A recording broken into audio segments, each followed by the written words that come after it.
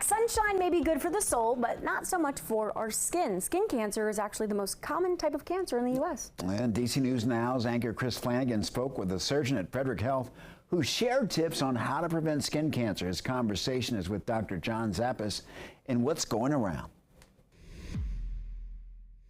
So there are different types of skin cancer, let's be clear. The most deadly is melanoma.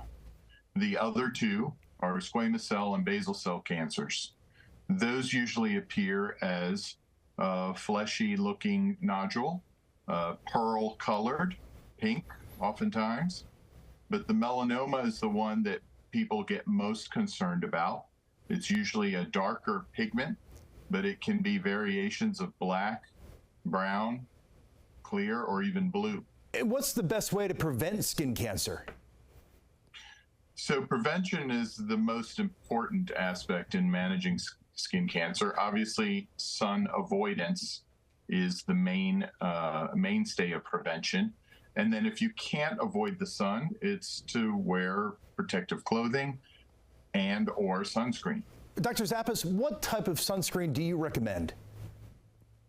I would recommend anything with an SPF rating over 30.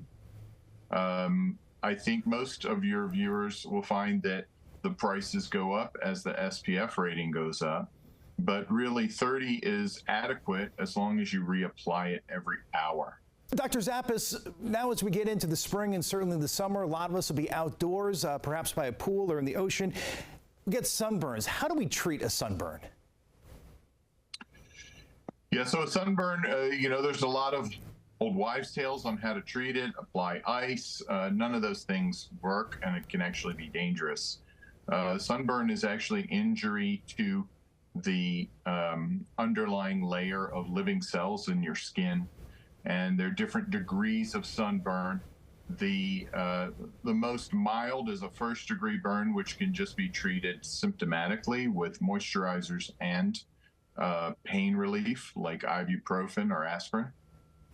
Anything deeper than that may cause blistering or loss of a layer of skin, and that's probably best treated by a professional. Dr. Zappis, how much damage can a sunburn cause as a child later in life? We know that most skin cancers are a result of blistering sunburns as a child. That's why prevention efforts are really focused on the younger generation and on younger individuals.